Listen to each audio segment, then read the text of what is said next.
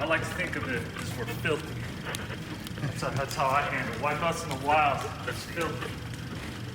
We're all those things. We're everything that you ever heard. Sorry we look like turds, but victory requires the shirtless for 72 hours. We out here. We about to talk about gold medals, booty holes, and being dirty.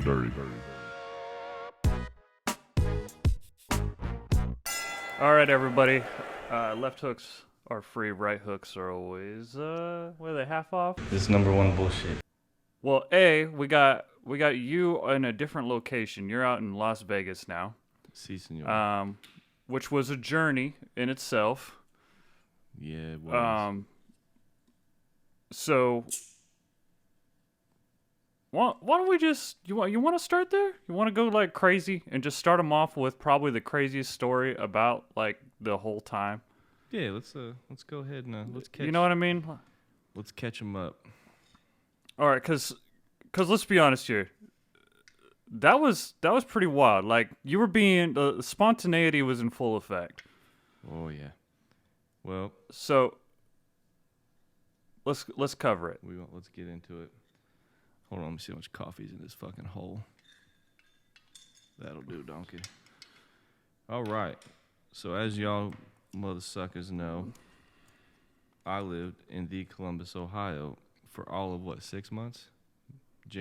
Maybe. End of January to maybe end of July. July? I like that. To the end of July. And all was all. We won't say all was well. All was all. I did in fact live there. I can say that much. I lived there. Yeah. Here's where it gets a little crazy. Got a job offer.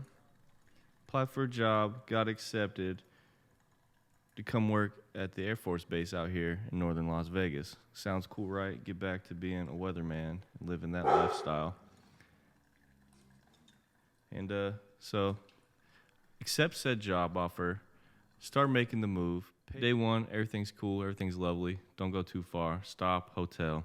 Everything's fine. Somewhere around like St. Louis, something like that. What hotel did you stay at? I stayed at La Quinta. Shout out La Quinta for being pet friendly. Shout out to La Quinta because, they're pet friendly. And that shit low-key nice. I ain't mad at it. They're actually not that bad. Really not. That's what we stayed in at the comp, too. Yes, it was. I will stay there always. Shout out to La Quinta. Let me get a membership. Until they betray me. So, day one, everything's cool. We big trucker in it. I'm fucking Smokey. Bodie's the bandit. We live in life. Was it day two? Same thing, repeat. Nothing too crazy. Get somewhere in like Kansas, something like that. I'm somewhere in fucking Kansas. I don't even know where. Day three, it gets a little real. Day three, I get on the other side of Denver. And on the third day, I begin my ascension upon the mountains of Denver. As I crest the west side of the city and begin my ascent up the treacherous terrain, it begins to fucking downpour, like torrentially fucking downpour. And I'm over here fucking in this 20-foot U-Haul with a trailer fucking packed, I'm sure well past the weight limits, mind you. And I'm like going up like this 6% grade, like at about fucking 25 miles an hour. I'm thinking I'm gonna blow this fucking engine up. I see semis pulling off to the side of the road, and there's so many semis and trucks on the side of the road that there's nowhere for me to pull off to the side of the road. So I'm just kind of like, fuck. So it takes me like 2 hours to drive what should have been like a 30-minute little swath of land. I get to the top. I think all is well. It stops raining. It's cool. Everything's happy. We start coming down. I'm like, God dang, this is steep. Boom. Chris fucking Hemsworth is taking a fucking piss on my day himself, just torrential downpour. And it's like 8% grade now, and it literally says like danger when wet. And I'm just like going downhill now in this fucking overloaded truck, like, oh shit.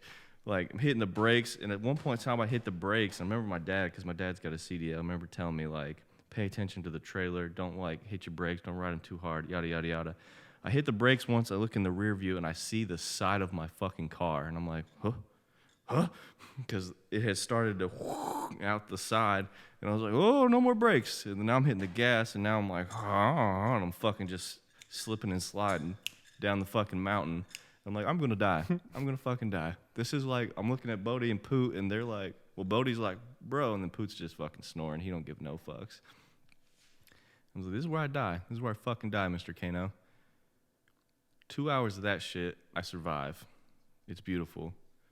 Stops raining, the heavens open up. I've been blessed. I've been kissed by the fucking gods.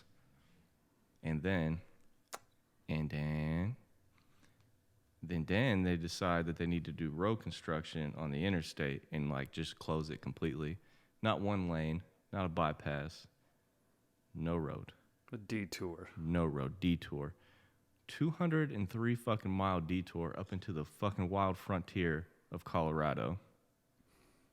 And I mean like single lane roads fucking whistling through. I can see fucking animals and shit just living.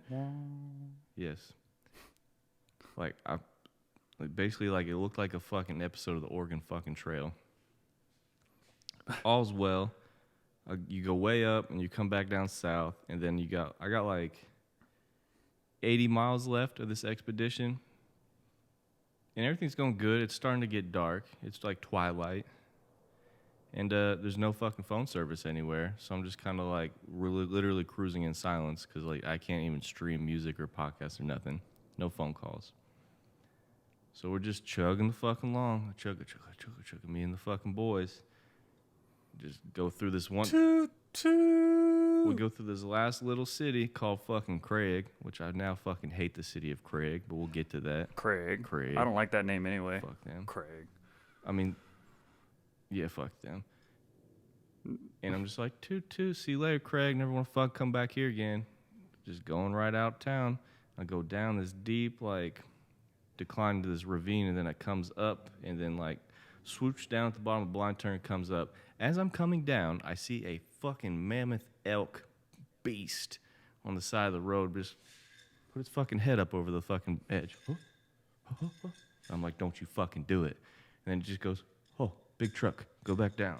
And it goes back down. Then it says, and die! And it just jumps out. Bang! Oh! I'm just like, oh, shit. It literally caved in the front of the truck and pushed the engine block back and, like, snapped off the transmission, and then it's just smoking, and I'm just like going down the hill like, oh shit. I hit this fucking thing, and then it's like a 50-foot like fall off to the left, and then just a rock face to the right. There is no shoulder, there's no anything. I was like, I can't just stop here, you know what I mean? I got to keep going. So it was probably a cow too. It probably wasn't even like a bull elk, huh? No, it didn't have no horns. It might not. I don't know if it has horns at that time of year anyway. I don't know shit about fuck. All I know is that motherfucker dead. I Dead. plowed. That thing was suicidal because it seen me coming, went down, and chose to jump in front of the effing U-Haul. So that's a suicidal elk. Anyway, can't stop anywhere. So I have to go down to the bottom of this blind turn, and I start coming up, and then the truck gives out on me. I got no brakes. I got no vroom vrooms. I got no nothings. Like this, I got power steering. That's cool. And I just start going up the hill, and then it kind of stops, and I'm like, oh, what do we do now? What do we do now? So I said, fuck it, and I backed that joint in so that the trailer with my car went into like the dip and like pushed up against the wall, and then it kind of like stopped the U-Haul truck. So if the road's going this way, I'm like this, right at the bottom of a blind turn, blocking everything. So if you're coming down, you can kind of see me. If you're coming up and around, like you don't see me, and I'm blocking my whole lane and part of the next. So at that point, and it's now dark, like it's just like the sun has just went down over the mountain, so it is pitch black, like out of fucking nowhere, because there's no lights.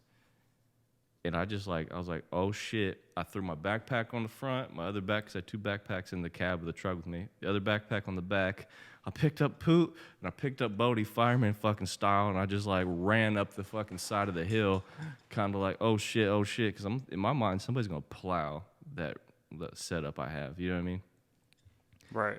And then I'm trying to call 911, and I fucking can't because there's no effing service. So I had to walk all the way up, like, quarter to a half a mile up the top of this fucking hill just to get like enough service to use 911. Like not even like full service, just like 911 emergency service. And it's so bad that she can't even like GPS track me to figure out where I'm at. And she's like, "Where's the mile marker?" So then I had to walk all the way back down the fucking hill, mind you, with these two hooligans on leashes freaking the fuck out. There's noises in the darkness. Bodie's trying to kill everything. Poot's trying to fucking look for something to eat off the ground. So I go back down. Yeah. I come back up. I call her again. And I'm like, "I'm at this mile marker, yada, yada, yada."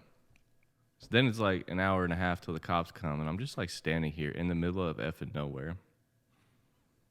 In the wilderness. In the fucking wilderness on the side of the a road. real white belt in the wild. Truly in the fucking wild. There's nothing. There's no phone service. There's no houses. There's no nothing. I'm just standing here with these two dogs on a leash, just waiting. Police come. Bodie instantly is trying to murder the fucking police lady. And at this point, it sets into that I may or may not have blammies in these backpacks that I forgot. Well, in the heat of the moment, didn't realize that are in here, right? And she's like, "All right, let me take that backpack." And I was like, fuck. And she's like, she just puts it in like the back of her car. And she's like, "I have a canine unit over here that you can put the dogs in." So I put the dogs in like the canine unit thing. There's no dog. It's just them.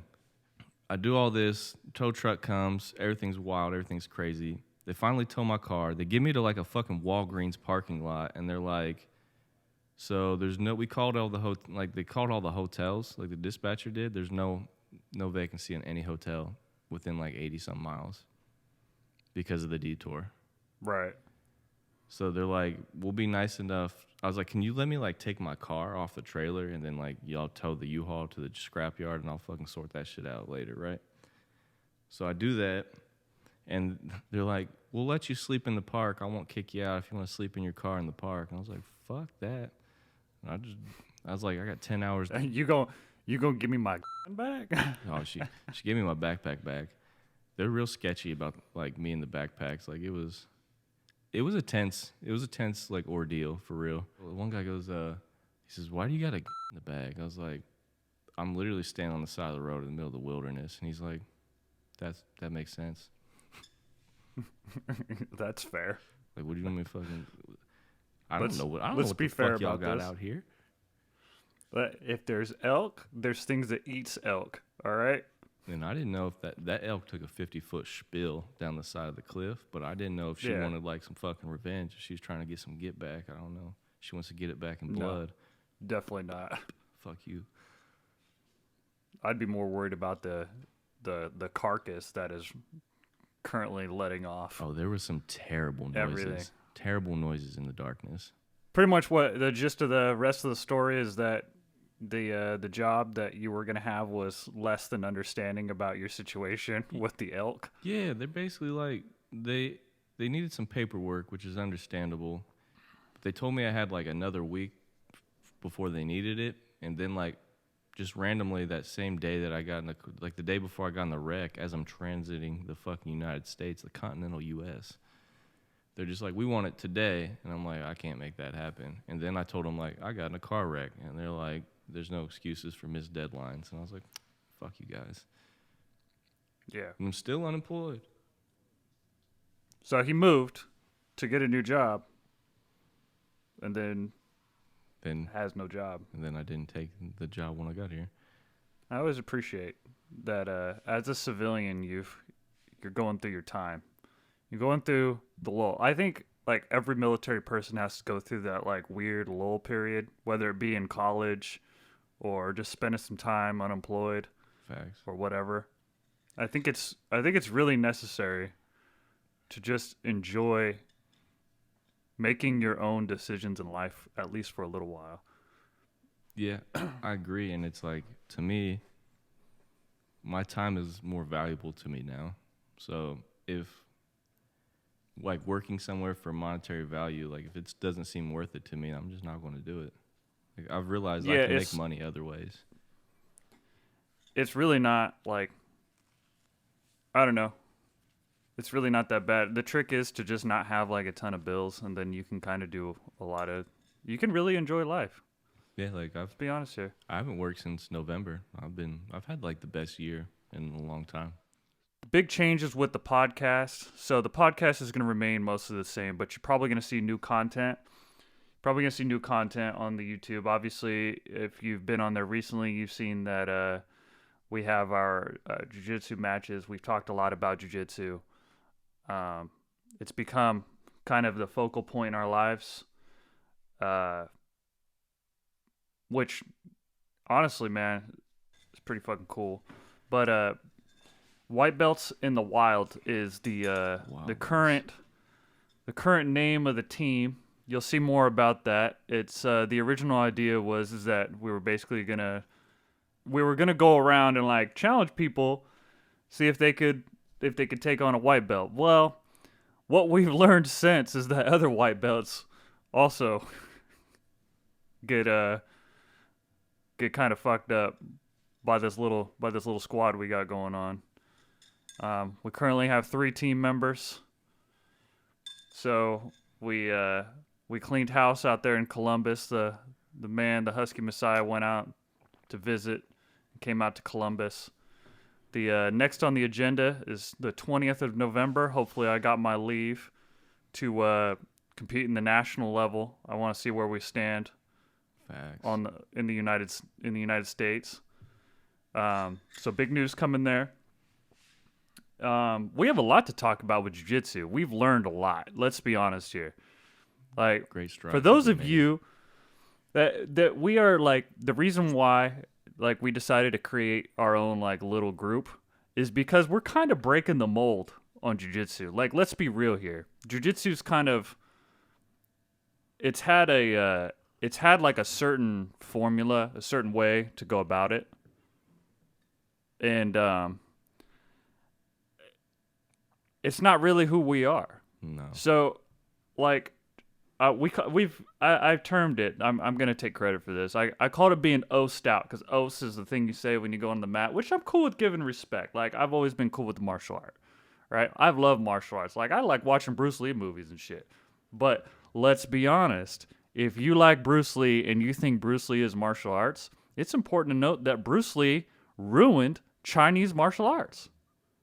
The current standard during his time for Chinese martial arts was to keep it Chinese, and Bruce Lee made it available for whiteys, which was not looked highly upon.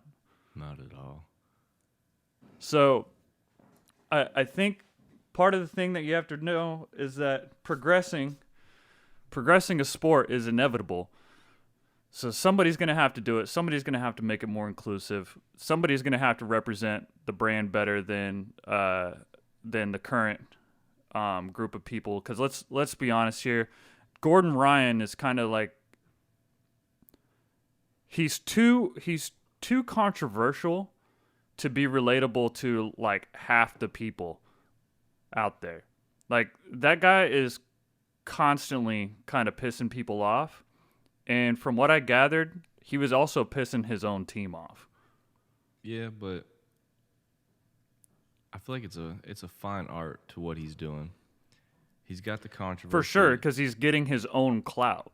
He's getting clout. He's controversial. He stands on his opinions heavily, and like, especially in today's day and age, like, people don't really like that, especially when you have more conservative opinions like he does. Yeah. But I still don't think it outshines the fact that he's like so much further cut above the rest. You know what I mean? And I think when you add those two together, that becomes more of a problem for like his teammates, because like, not only is he better than you, like, he's also rubbing you the wrong way, and it's just like it's like a double effect. Yeah, especially with, competitive people. That's another thing that's important to note, is that there's not very many guys that I've seen, like, personality-wise in the top tier levels of jiu-jitsu, competitive jiu-jitsu, that aren't more that type A type of personality. There's very few. Like, I don't think Andrew is that way. Andrew seems to be more reserved, kind of like, I wouldn't call him a beta male, obviously, but he's definitely like one of those dudes that doesn't really care about how much rep he has. I feel like maybe he just like, kind of likes doing it. He seems to just like doing it. I feel like they have like a healthy, I don't know, I've never been there or met them, but in my mind, it seems like they have a healthy output for this competition, like within the gym and like almost like in the way that we do. You know what I mean? Like there's competitiveness between the two of us, but it's not like toxic or like. It's not that you want the other people to do worse than you. Yeah, it's almost like that Like, little pushing each other. It's a team. And like everyone wants to get better. Everyone wants to find a new way to do it. I found it like interesting, like that like Spatchy doesn't seem to be like the best in the room at jiu-jitsu, but he seems to have like an abundance of knowledge on jiu-jitsu to where like if he says like this is an effective way to do something, he's probably right. He seems to be well respected for that. And that's in a room with brown belts and black belts.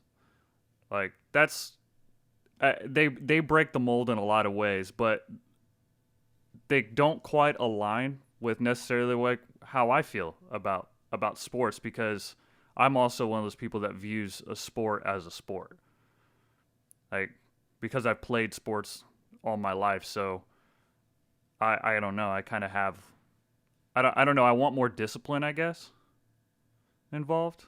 Like they're disciplined about like rolling hard and stuff like that, but they're not disciplined about the other aspects of being on the team and in the gym. Yeah, they're not very like professional about it, considering that they're so good. But that's also what makes their doors like completely wide open. Oh, mind you, we're talking about Pedigo submission fighting, aka PSF, aka Daisy Fresh. Go check it out on YouTube. That like. It is really honestly a cool place. It's basically like a mix of homelessness and professional athleticism. It's pretty wild. I stayed there for 2.5 days, 2 nights. 2 nights I stayed. So, yeah. It was crazy. Like it was a crazy experience, but it was extremely welcoming. I really appreciate those guys. So I'm not like trying to talk shit, but it's funny because I can express these type of things and people actually view it as talking shit. I'm not though. Like, yeah, like I would like it is like if I say it's dirty, like it's because it is. It's actually dirty. And I don't think that they're like trying to hide that. You know what I mean?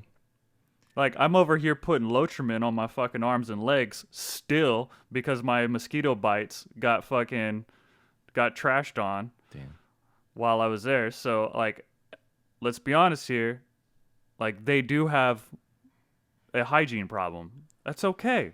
They have no problems when it comes to the jiu-jitsu. So I feel like it's I'm gonna be talking to like the veterans out there. It's like it seems comparable to being like in a shitty like fob, like when you're deployed. You know what I mean? Like you can be as clean as you want to, but you can also be as dirty as you want to. It's kind of on you and for there's personal hygiene. Yeah, and like I feel like it's up to the peers. I feel like they need like somebody there to be like, "Yo, you dirty motherfucker. Like, why don't you like, I don't know, clean up after yourself today." You know what I mean? Yeah, it's kind of like having like those type of dudes in your bunk. Like, hey man, y'all are grimy as hell. Let's like fucking, you know what I mean? Let's do a little better here. Right. And I don't think that's talking shit because like that's part of like what makes Daisy Fresh what they are. It's that lifestyle. Yeah, and like I just don't want to sugarcoat it for anybody when I talk about it. Like I don't want somebody to go there and then be surprised when they see that it's more real than what they think. Like they present it as kind of like a place that's a little grimy, but like really good training, and that's exactly what it is. It's grimy and a really good place for training. And that's probably that's okay. That's probably some they of don't that magic.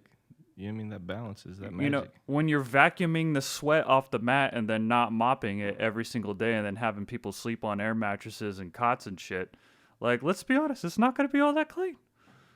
Like you got one bathroom and no shower. Yeah, and no one's it's making not you great. be there. You know what I mean? Yeah, it's okay.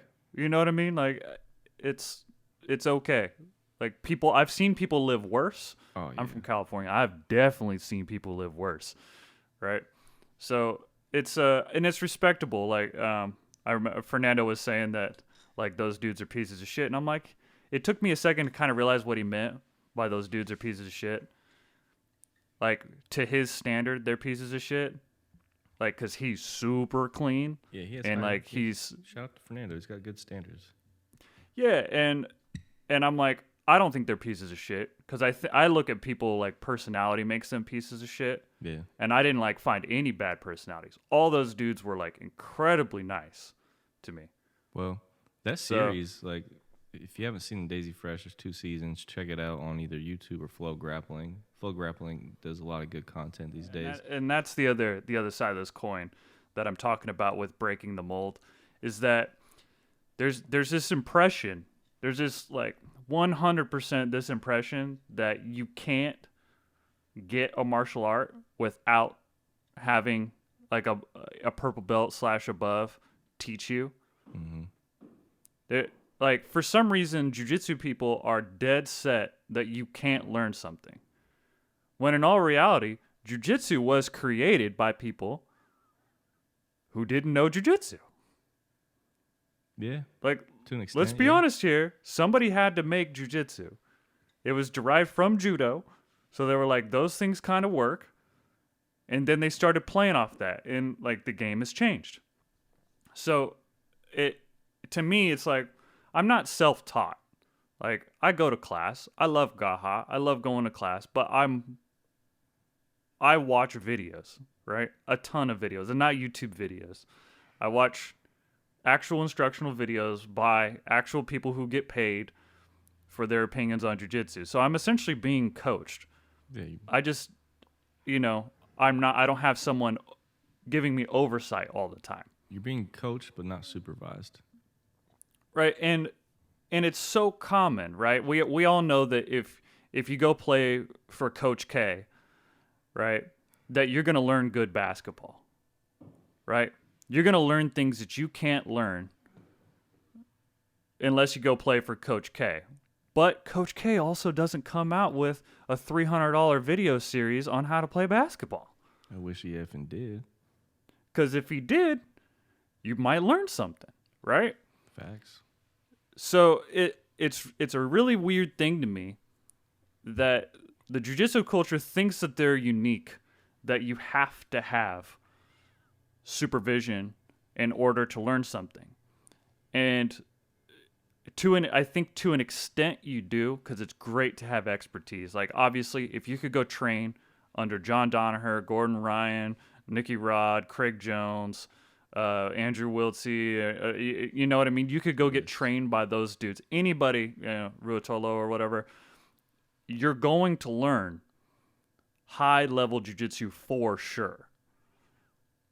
But that doesn't discount that you can learn good jiu-jitsu without them.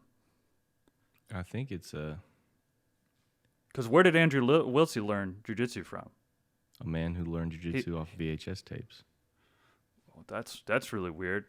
Where did Joe Rogan and Eddie Bravo start? Weren't they watching like competitions on the TV and like also watching VHS? Yeah, because Rogan said he had that weird cable fucking package, and they're like, "What the hell is this shit?" Yeah, like, let's be honest. Like, you need it. It's in order to get to a really high level, you're eventually going to need an instructor. But there's no way that like you can say that white belts are shitty at jiu-jitsu and that you can't be like at a high white belt level at jiu-jitsu on your own. I think it's relative. There's no way that you can't say both. It's relative because as white belts, we are shitty in comparison to a brown belt. We are trash. Super shitty. And we're not saying that. But to our fellow white belts, we could be the blind leading the blind, as they like to say. But yeah, if I know the way down the fucking hallway and you ain't never been down the hallway, I can help you. Right. And that's how I look at it. Like, I haven't trained physically since January, but I've been studying. We've been talking. We've been, like, picking each other's brains, talking strategies, sharing, like, instructionals to watch. This man over here, on the other side of these headphones, be a 4-stripe white belt in gi. Yes. With 0 training since January. And how much training did you have before that? Before January? Yeah, how much time did you take off before January? Oh, maybe like I had like probably 5 training sessions since like November. Right. So this dude basically didn't do jiu-jitsu for almost a year. Yeah. At least what, 7 months? I could say confidently I had less than 10 sessions in probably a year. And here's the crazy part is he really wasn't studying Until when he got to Ohio. He really wasn't even looking at jiu-jitsu. I would tell this dude like, "Hey man, when are you going to get back on this jiu-jitsu?" And he would be like, "I don't want to go down that rabbit hole right now because I can't train." This dude would not want to do that. Then I started talking about doing this competition. And he's like, "You know what? I want to do the competition too." And he, 2 weeks? Well, you started talking about the competition 2 weeks. I don't think I was really bought into doing it until really I showed up. Like I wasn't full. If we're being honest, I wasn't. I told you I would do it, but I wasn't fully bought in. We're talking about a 1-stripe white belt. Probably should be a 2-stripe, but he's a 1-stripe. Shows up, no coach, with 2 other white belts, having not rolled in months, and only watched a little bit of jiu-jitsu instructionals that he had available to him, and ended up beating a 4-stripe white belt for a gold. Shout out. The shit's relative, dog. It is. Jer Bear, I know you're fucking listening to this. At Verado Adjacent on Instagram, people go out there and blow his shit up, talk all the shit. He's still there. He's still paying dues, and he's not going to class. He's just sitting around drinking fucking wine and being happy. Stop being happy. Go to jiu-jitsu. Also, at Daisy Fresh, I didn't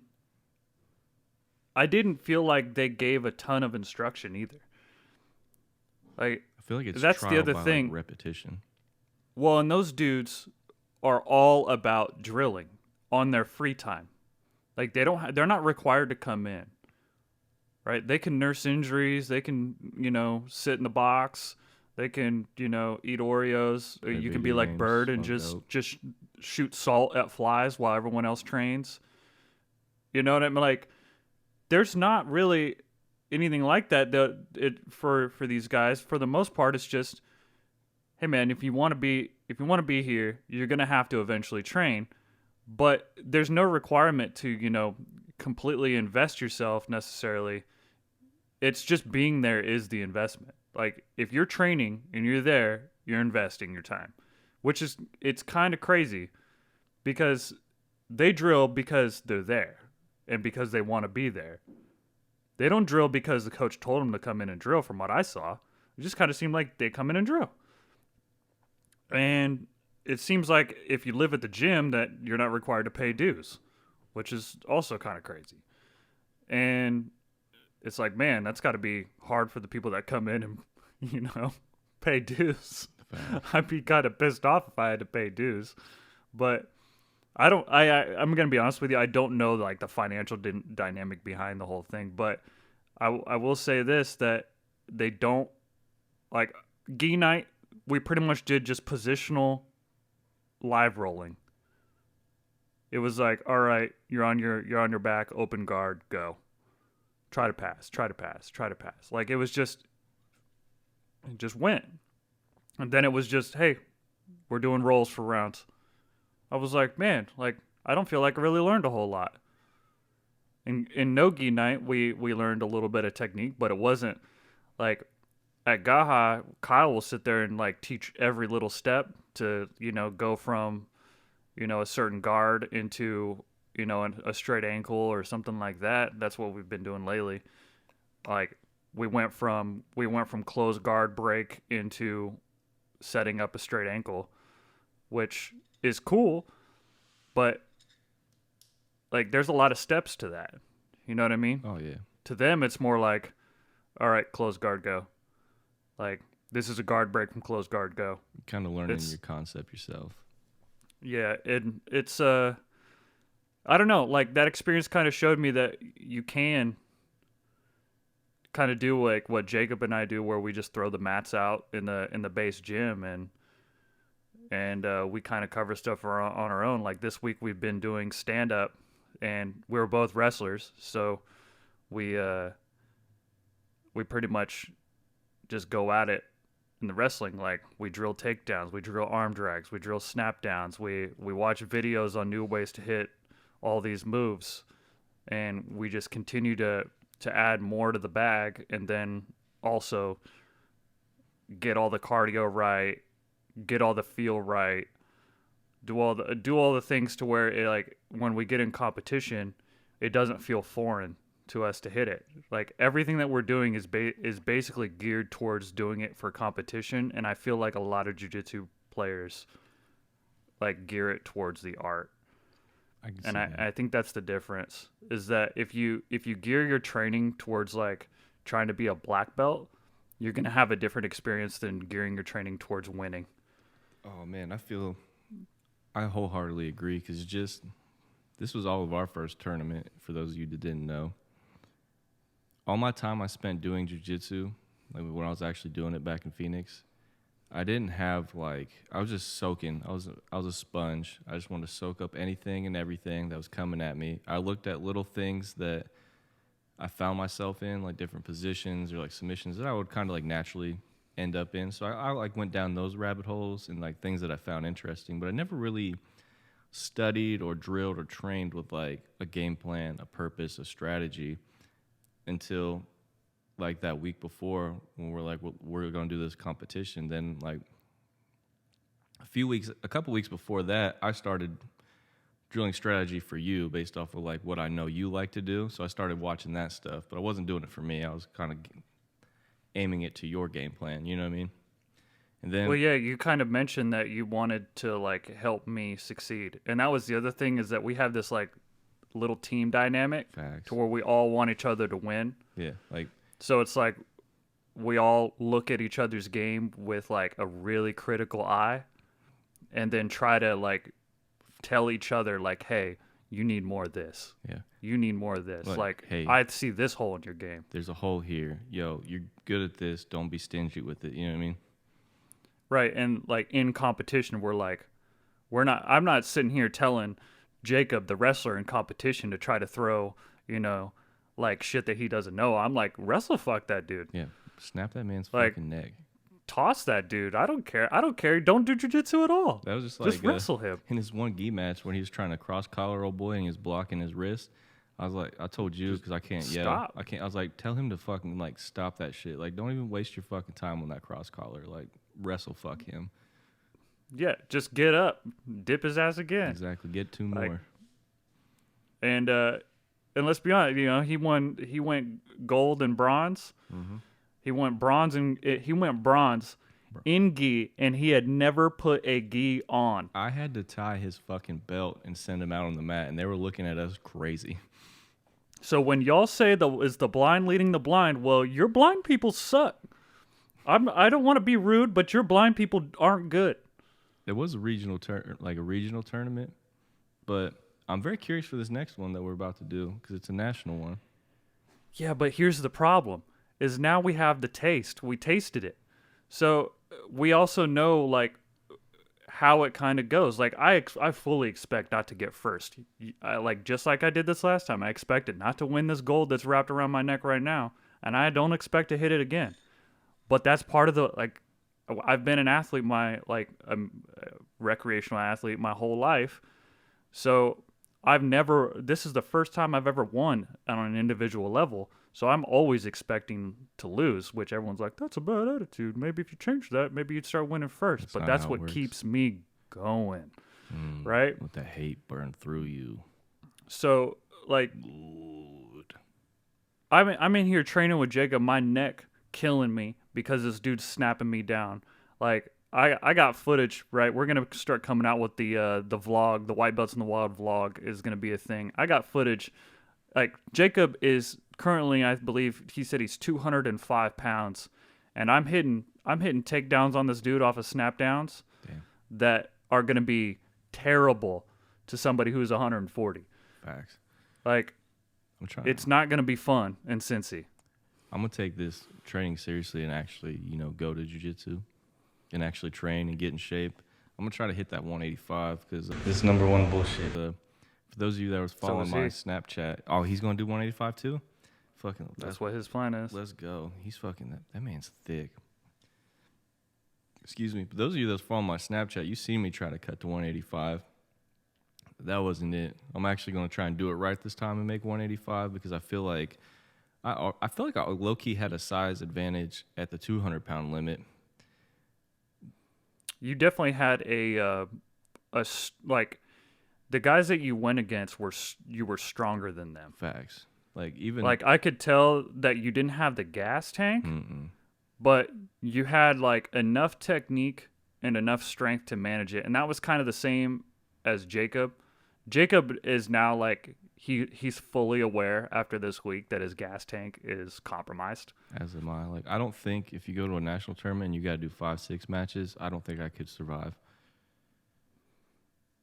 Yeah, that's it. It's a weird game to play. But the whole point of this is that jiu-jitsu is not any different from any other sport. It's not different than any other sport. It's not different than any other game. It's out there. Like, let's be honest, chess, like jiu-jitsu gets compared to chess all the time. Yeah. There's no way that you can be Bobby Fischer and have that not exist in the jiu-jitsu world. Like, it exists. There's guys who just get it. There's guys who can watch it and get it. Like, there's visual learners. There's people that learn by listening. There's, kinesthetic, the people that have to do it. Like, it's all there. And you can't put, give two guys that learn by watching stuff, videos, and expect them not to learn stuff. Let's be honest here. Facts. Like, it's pretty stupid to me to think that, like, you can't learn. And like that it's really blind leading the blind. It's like I'm not blind. And I'm not going to sit here and say like that we're oh so good at jiu-jitsu, even in the white belt region. I just think that we understand how to strategize and do sports. And when you look at jiu-jitsu as a competition, it's now a sport less than like an art. We molded our game. Like everyone watches, like if you watch my match, like I will tell you exactly what I trained. I realized that white belts don't know how to break guard. 100% white belts don't know how to break guard. They know how to stay in guard and they know how to pass a guard, but they don't know how to break closed right. So if you know how to manage closed guard if you know how to put somebody in closed guard and manage posture, they are not going to be able to break your guard at the white belt, at the low tier white belt level. They don't know it. They don't know it. Mm-hmm. And to be honest, it was unbelievably apparent. Like if you go watch it, I saw this coming. That was what I studied. I said, man, I feel very safe and I feel very relaxed and closed. Let's figure out how to do closed guard. Click on Gordon Ryan, no-gi, closed guard, systemizing the closed guard. Boom, right? And I just watched Gordon Ryan. First two videos, I don't even go through the whole thing because I don't need to get into the complexities of closed guard because guess what? I'm a white belt. So I just rewatched closed guard, right? So all I did to this dude was exactly what I planned on doing, which was not allowing him to get his posture. And if he did, to break it once again, to hang on his neck, to go up on an elbow and pendulum up to threaten a back take, make him get out of that. And then recenter. And that's what he did. Because I said, worst case scenario with this attempted back take is that he recenters and I don't get it. And that's what I did to this dude for what? Like a minute 45 seconds, probably. So, that was part of the game plan. And then, basically I hung on him forever, which was part of the other thing, right? Because I knew that my worst position would be to go to side control. So I asked my coach, hey, what are some very simple ways to get out of side control? So I figured that out. I was fully relaxed when he put me in side control. And then I went back to full guard, hung on his neck, broke his posture. He was exhausted. His coach is yelling at him to posture up and get out, and I wasn't letting him out. My boy over here yells 2.5 minutes, which was my mark to know that if I'm down on points that I need to start chasing a sub or trying to get up top. So I did what I've seen on the UFC a great many a times, and that you put your foot on the damn hip and you boot the son of a bitch off of you. And what did he do? What does his tired Ron ass do when I push him off? Not hunt me back down, right? Because he knows he doesn't want to be there because I just hung on him for a minute and a half. Yeah. Right? He was not doing What's well he there. do? He gets up and recenters me. Cool, thanks, bro. Like, now you're giving me a shot. I politely don't inside sweep him off the mat, by the way. And I maintain my underhooks, head position, and wrist control while he shoots a shitty single. And then I practice the move that I literally practiced the day before, the sub that I practiced the day before, In the hotel which room. was the high percentage chokes. Shout out Lackland Giles for high percentage chokes, guillotine. And I hit the guillotine spot Deep, too. Like, without deep. failure and got my sub. Like it was easy. Everything that I did, I drilled.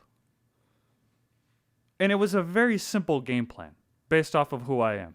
Yeah. Nothing fancy, nothing complex. Got in there. He passed your guard off rip. Weren't expecting that. You reset, went back to the same simple game plan. Boom. It worked. How many pendulum sweeps did I miss that match? Unfucking countable. And pendulum sweep is one of the staples in guard, in sweeps. It is like the basic, simple sweep. It's one of my And I personal missed favorites. it so many times. And he was like, But I didn't care because I had what I had you had your game in the plan. bag. Simple. So People are nothing acting about it. Did Derek Fisher know how to shoot the ball super good? He was okay at shooting. He shot simple shots, but he passed the ball a lot. How hard is it to manage that portion of the game? That's all he was required to do was just manage the game, Facts. right? Championships, boom. Like All of you them. can win by playing your role. You can go in there with a good game plan and beat someone who's better at jiu-jitsu than you, because that guy I went against in the gi, 4-stripe, clearly knows more than I do. He chased the back really well, and like, I'm not going to make an excuse. I am going to low-key make an excuse. The chicken sandwiches were vengeful at that point in time. I was nauseous because we went to Chick-fil-A. Me and Jacob smacked 2 chicken. Well, he didn't. I smacked 2 chicken sandwiches and fucking waffle fries. And then God, I love those waffle fries. douse that shit in fucking honey mustard. We Shout walk out that honey in mustard. thinking it's going to be the rules meeting at 12 o'clock. And they're like, no, we did No, that. sir. Matches are already effing going. And they're like, Zach Taylor, Matt 3. And I'm like, oh, shit. Like, I just walked Then the the fuck first in. dude didn't show. Then he didn't show up. So I was like, cool. And then 15 minutes later, they're like, all right, you got this dude. I look over. That dude was bodied the fuck up. Like, he was solid as a rock. And he had 4 stripes on his white belt. And I was just like, oh, shit. You know what I mean? I was like, here we fucking go. He knew more stuff than me, but I was able to just interrupt it and then continue with my game plan, which was I'm going to pass your guard. I'm going to maintain side control. And I'm going to try to finish you. I'm trying to isolate an arm and finish you. But Right. he knows clearly way more jiu-jitsu than me, but I don't think that he walked in there with a good game plan, if I'm being honest. No. Because just like No. feeling him and then Well, I don't think a watching- lot of these people do a game plan. that's the point I'm trying to make is like, if you can cater a good game plan and then train yourself to adhere to that as a white belt, I think that means almost as much, if not more, than what you know technique-wise. How much you want to bet that what I've been training Jacob on is going to happen in this tournament? I've been training him to snap people down to an ungodly level, snapping people down in a turtle, right? Into single legs, into any of that shit. But I told him, like, we've been working on arm in guillotines, not arm out, arm in, not because they're better at the chokes, but because Jacob's motivation is it cool, right? So I've been teaching him how to hit an arm in guillotine to bait the leg to where the guy will go over the leg, to a butterfly sweep in a mounted guillotine. And he loves it. And he's so strong. Like, you got to So- point that out. Jacob is so fucking strong. Imagine that strong, crazy 5'8", 200-pound man mounted guillotining you. And that's why my neck hurts, because I'm getting snapped down. And anytime I told him, if you can get that front headlock position, I want you throwing that arm in guillotine and butterfly sweeping him in the mount. It's so simple. It's the easiest thing ever. It's an incredibly simple maneuver, and white belts, I guarantee, will go for it. I like that we're pressure testing this theory that it's like, you might know more jiu-jitsu than me, you might be higher ranked than me, but Right. can I out game plan? Can I out coach you, essentially? Like, you have a coach, I don't have a coach, but can I still out coach you? Right. We have a running joke that I'm the coach because everyone thought I was a coach. I'm not the coach. I'm just a white belt. So everyone thinks I'm the coach. It was funny. There's a reason why the Husky man is not a 2-stripe white belt. It's because I can't promote him until I'm a 2-stripe white belt. Facts. My coach has been doing jiu-jitsu less time than I have. It worked, I can't give him another stripe yet. I'm here for it. I was happily surprised because I was going in there expecting to get straight trashed on because I hadn't even trained. And then to do well, I was like, oh. Yeah, and these dudes are with their teams and shit. That's the crazy part. Yeah. Like, these dudes are actually getting coached. These dudes are actually there for a team. We're running around with the GoPro, just screaming. The lies you tell. Let's see, what else we've been up to? I moved. It was my anniversary yesterday. Hey. 2 years with the wifey. 2, shout out. 2 of Big them. Mac. Dose. So that was fun. We went out to eat at Kona. I had some sushi. She ate some steak. Got a big ass cheesecake. I had sushi yesterday too. What's up? Man, I miss sushi so much. That gluten-free time, and I couldn't have that tempura, dog. Oh, I got some. I love the umami. tempura. Stop. That's what it's called. It said rather than science, it said umami. That's terrible. It makes me uncomfortable. That's like one of the first times you said something that made me uncomfortable. Oh, did I tell you about at gym class that Asian dude? You talking like high school? Did I tell gym you what he class? did? No. At Gaha. So You call it gym class? I mentioned. Yeah, I don't give a fuck. You I'm. You talking You're about forgetting that I don't give a fuck. talking about training? Yeah. We're talking, and I was like, I wear a cup. Did I tell you this? I don't remember. And he's like, why do you wear a cup? He goes, those fucking things suck. And I was like, oh no, man, you got to at Nagas. You have to wear a groin protector at Nagas. He was like, oh, that's bullshit. I didn't know that either. And I was like, yeah, but I got this the Shock Doctor Bioflex. Shout out Shock Doctor for the Bioflex cups. Cheap and they work, right? And he goes, it's flexible? And I was like, yeah. He was like, take it out, let me see it. And I was like, nah, I'm not gonna take my shit out right here. I'm pretty much have to pull my shit out in order to do that. And he's like, Put up a well, can I shut up. touch it? And I was like, I mean, cool, that's fine, I don't care. Right? So this dude's sitting there and he's poking my cup in class. And I was like, this is the gayest thing I've ever done, right? I'm not homophobic, obviously, right? Clearly. Because I'm letting another man touch my jock, little jock, right? And he's just like, oh shit, it's flexible, right? And he goes, Fox. He goes, come over here, feel this shit. He goes, he's got a flexible cup, bro. You seen these things? And he's just And over here Fox is poking like, the hell out your dick. Yeah, and he's like, Fox is like, I'm not about to touch you. And Coach walks by, and he goes, Coach, you got to feel this. I was like, Coach, feel my jock. It's flexible. And Coach is just like, stop it. You should not wear it one time. I thought about that. I was like, I'm just going to not wear it and be like, hey, you feel my cup again. And he's like, it's just my dick. Yeah. Hey, man, try this one out. This one's a little different. He just pokes you, and you're like, what's up? Why you touching my Plot dick? twist. It's rock hard. Shout out to Blue Chew. I'm trying to get more disciplined in life. My year of leisure is almost up. I told myself I'd do a year of leisure, right? It's almost done. I'm here. I'm established. I want to get more into the editing, the vlogging. Take the jiu-jitsu more serious. I kind of need to take myself more serious, right? I need to clean up my diet, my nutrition, my workout regimen, my cardio, drop some weight. Yeah. I'm thinking about taking a vow of abstinence. What? Think about going abstinent for like, I don't know, as long as I can and seeing how that goes. I got some shit to talk to you about on that idea off air, but I'm just thinking about, doing like a daily check-in on like my Instagram. You're going to be a vow of celibacy? You're going to be celibate? I don't know about that. I don't think. That's vow of celibacy? I'm not a holy man. I just want to see how it changes like my mindset. Maybe I'll take my training more seriously. Like maybe I'll get aggressive as fuck. He doesn't.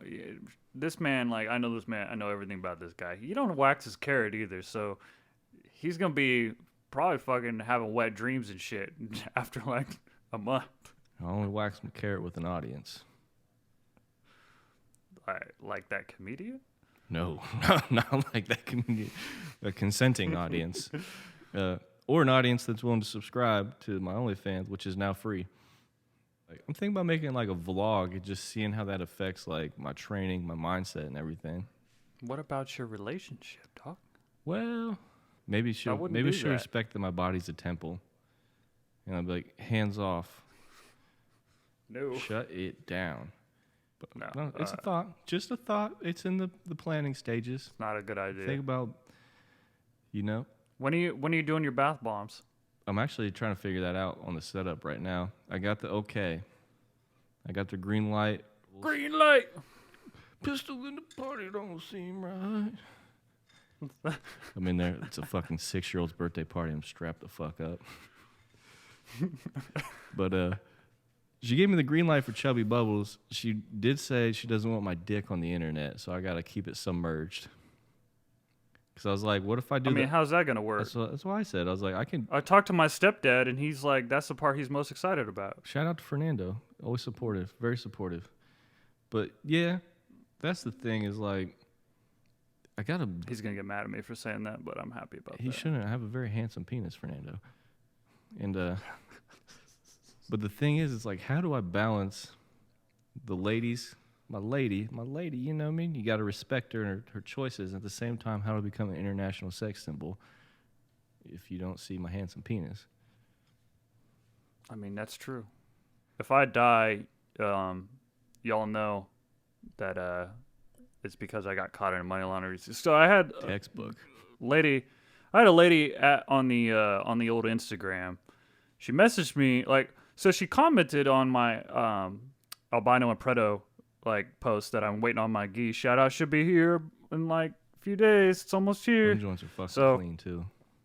Yeah, so we're trying to get a sponsorship, albino and proto. I hope I'm saying that right. We're really trying. If we're not, send us a free one and we will.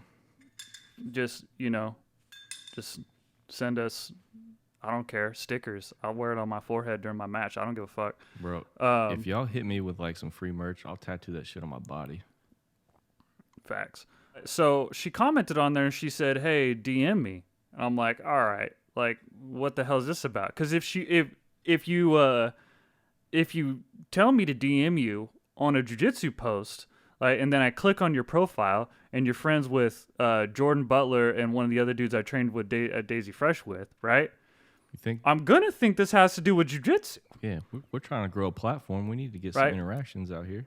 Shout out Jordan Butler, Jordan Vaughn Strangle. That man's killing it. Just won Pans at blue belt. Hey. Been a blue belt for 10 months. Congrats to that guy. Yeah, so I messaged her and she's like, "You ever had a sugar mama before?" And I was like, I mean, no. She's like, "Well, are you familiar with the concept?" I'm like, I mean, yeah. She's like, "Well, I'm here. I'll give you $500 twice a week." Twice a week? Twice a week. $1,000 a week. And I was like, I mean, sure. What do you want from me? Because I live not near you. She want that dick, right? Son. No, she didn't want that dick, son.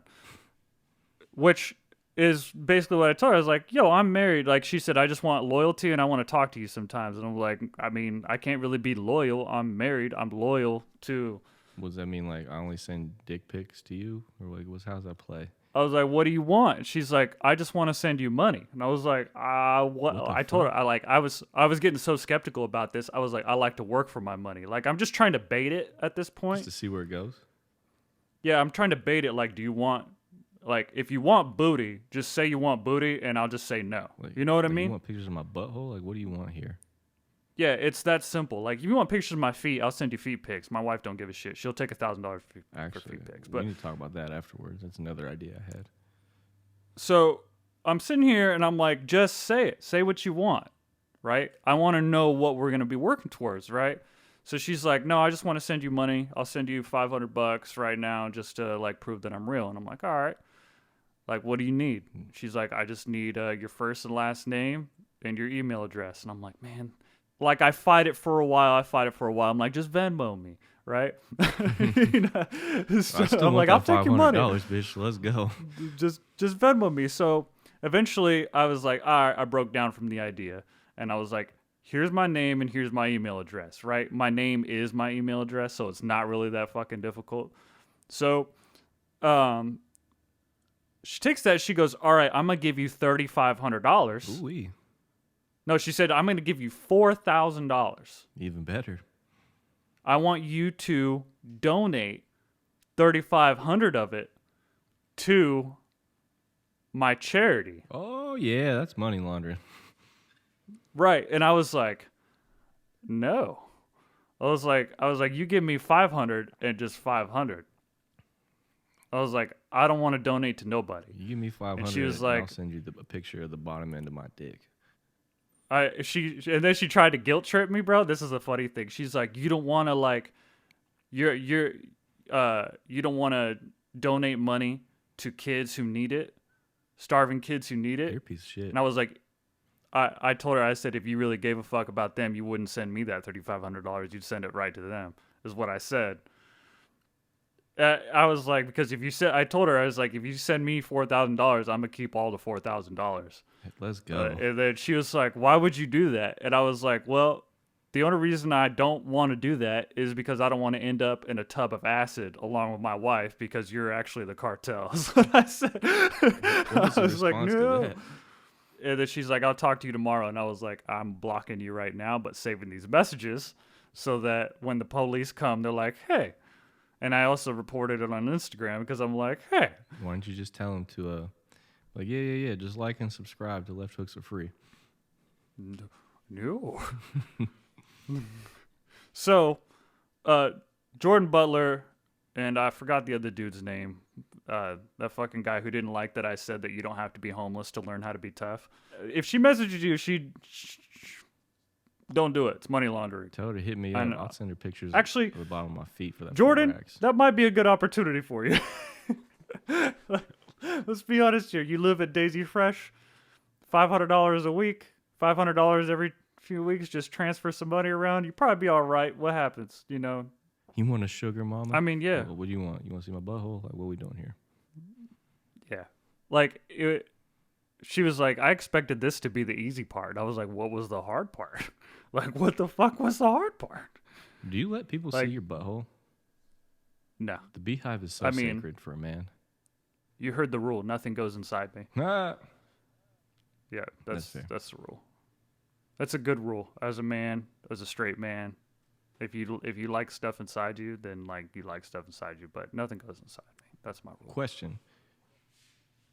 With the lady friend, she's scrolling through the Pornhub. You know how they have just like the feed or whatever? You know what I mean? Of just whatever the shit is of the day. This dude's getting their like prostates massaged. Don't know why. It's supposed to be healthy for you. We go down the rabbit hole. We're like, what the hell's happening here? We've now entered the curiosity zone. There's a range to this, and this is where my question is going to come. Where is the line between like you just getting your dick sucked and your prostate massaged by a pretty lady, and then like you might be gay? Because I've seen like dudes just getting their dick sucked and their prostates massaged. And then I seen some dudes tucking their ankles over their head and getting like fucking power whammied.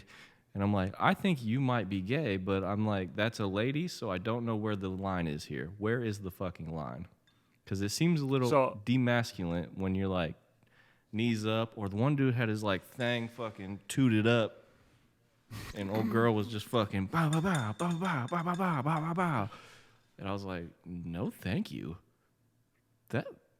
No. I think the line is probably like, if a man turns you on, then it's probably gay. If you're actually sexually attracted to a man. That makes sense. Like, cause it's really weird that like the whole like transgender thing exists, like dudes that look like chicks. Like, I still think that's like, it's a weird area, gay. huh? But like, at least you still like them to look like chicks.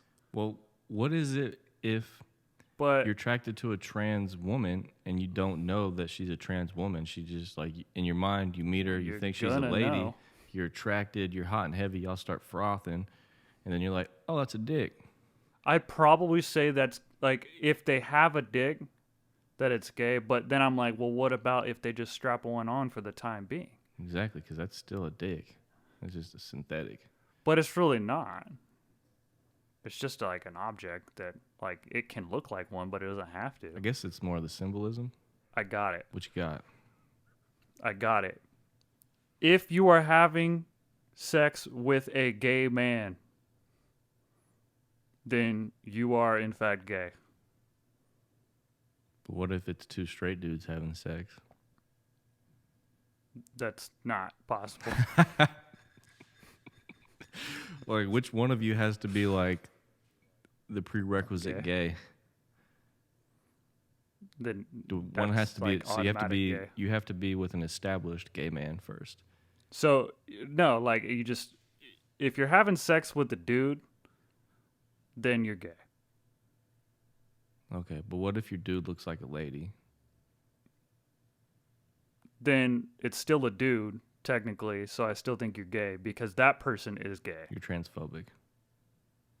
I know, but Which is fine. Don't, like, technically speaking, by today's standards, I'm transphobic. we're But just trying to figure it out, ladies and gentlemen. We're two heterosexual males. We're just trying to figure it out. I don't mean no ill intent. you can't have sex with dudes and not be gay. But I do think that you can enjoy, like, the feeling of, like, certain things, because let's be honest here, like, we all have things that we do like. Facts. Like, some people like, people to blow in their ears. So, like, I could see some people like, somebody blowing in their booty. So, like, let's be real here. There seems to be like a whole presence for dudes getting their butts licked by ladies. I'm like, that's not really gay because it's a lady licking your butt. That seems to be getting more common, too. Facts. I felt like it was around, but people just didn't talk about it. Because I remember being in like young and high school and stuff. Like, it was little whispers of it. Like, oh, girl over there licks butt. But like, now it's just, now I think it's just more open. I don't think it's any more prevalent. Yeah, it's just how we are in society. We've become more like fluid sexually, I think. And like, we're realizing that like certain things that have like probably felt good are like not as frowned upon, but that's kind of like in line with like the whole sexual immorality thing that like exists, that as like religion has fell out and sexual immorality has like become less a thing, that more people are doing weirdy stuff with their partner that is not the same sex. So yeah, and I don't know, not for me, but still, like, I'm like, if you told me like, hey man, kind of like it when she smacks me with this strap on, I'd be like, bro, that's some hard shit you're dealing with. Like, and that's I mean, that's where I was about how to you go. gonna feel when you go get a prostate exam? Like, you do you like it? I was joking when I'm saying, is it gay? But there's like, there's a mindset shift for me when it becomes like demasculating. Like, you know how like some dudes like to be like simps or whatever, like tied up by the dominatrix and beat on. I'm like not that. I'm not really here to be demasculated. You know what I mean? If that's the proper word. So me either. I feel like when you like, I kind of like to be in control. I don't necessarily need to be in control. I just don't need to be like. I need to feel like, you know, I don't really even know how to put this into words. I need to feel like I'm not a bitch. I don't know. It's just like when you toot your booty up or you pull your legs over your head. These seem more like feminine roles for the bedroom, and they're like, oh girl, it's vulnerable. Yeah, I guess I'm just gonna call it like demasculating positions. I don't really know how to define it, so bear with me out there, internet. But when you're like pulling your knees to your fucking ears and getting like flammied with a 12-inch pink dildo, we lost like a bunch of our audience, by the way. Like, we just lost like listeners. I don't even care. For sure. We might have gained some, but though. It's funny. Yeah, that's facts.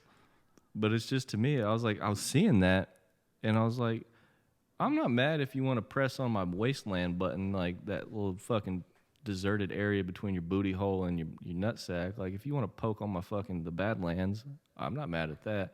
But I don't want you like putting a fucking Rubbermaid glove on and fucking poking me in my fucking colon, like bow, bow, bow, while I'm over here like ah.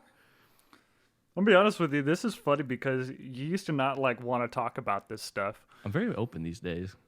You're a lot more open than you used to be. Like, this would make you super uncomfortable when I first met you. It's part of the like, you'd be like, I'm out. It's part of my this year, man. Like, I'm on a fucking life journey this year, and it's coming to its conclusion. I've changed in ways, I haven't in some.